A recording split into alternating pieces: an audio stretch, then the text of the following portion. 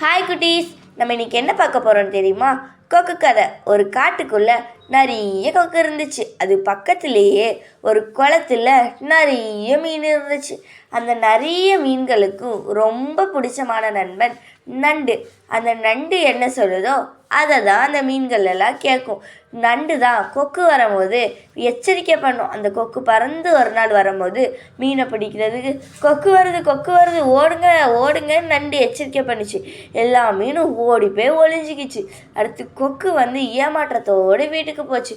அப்போ அது ஒன்று யோசிச்சிச்சு, இந்த மீன்களெல்லாம் நம்மளால் பிடிக்க முடியல, நம்ம வேணால் தந்திரமாக செயல்படலாமின்னு சொல்லிட்டு நம்ம வேணால் தண்ணி வற்ற போகுது, மே மாதம் ஆரம்பிக்க போகுது, அதனால் தண்ணியெல்லாம் வற்ற போகுது, நம்ம வாய்க்குள்ள கொக்குகள் மீனெல்லாம் ஏற்றிட்டு போய் இங்கே சாப்பிட்ருவோம், அவங்கள எப்படியாட்டு நம்ப வைப்போம் அப்படி சொல்லிட்டு மறுநாள் போச்சு.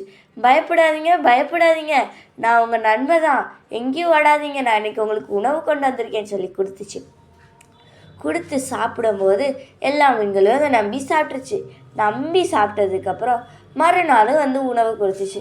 அடுத்த நாள் இந்த குளத்தை விட இன்னொரு குளத்துல நிறைய தண்ணி இருக்கும், நான் உங்களை அங்கே கொண்டு போய் விட்றேன்னு சொல்லி ஆன்னு காட்டுச்சு.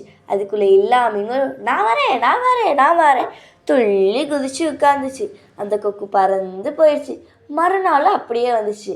அதுக்கடுத்து அடுத்த நாள் வரும்போது நண்டு நான் வரேன், நீங்கள் இருங்க, எனக்கு என்னமோ தப்பாக பரல மீன்கள்கிட்டலாம் சொல்லிட்டு அது ஏறி உட்காந்து வாயை கொக்கு காட்டும் போது வேணாம் நான் உங்கள் கழுத்தில் உட்காந்துக்கிறேன், என்னால் வாயில் உட்கார முடியாது அப்படி சொன்னோடனே கழுத்தில் ஏறி உட்கார வச்சிச்சு. ரொம்ப தூரம் பறந்து போச்சு. நண்டு கேட்டுச்சு, கண்ணு கட்டுற தூரம் வர குளத்தையே காணுமே அப்படி கேட்கும் போது இப்போ வந்துடும் கொக்கு சொல்லிச்சு. அடுத்த வரையில் பாறையில் பார்த்தா நிறைய மீன் முள் இருந்துச்சு.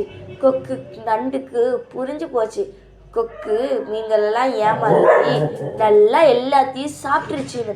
உடனே அது கழுத்தை நெரிச்சு கொன்றுச்சு. அது கீழேருந்து உழுகும் போது நண்டோட கால் உடஞ்சிருச்சு. அது மெதுவாக நடந்து மீன்கள்கிட்டலாம் புரிய வச்சிச்சு. இந்த கதையிலேருந்து உங்களுக்கு என்ன தெரியுதுன்னா, யாரையுமே உடனே நம்பிடக்கூடாது.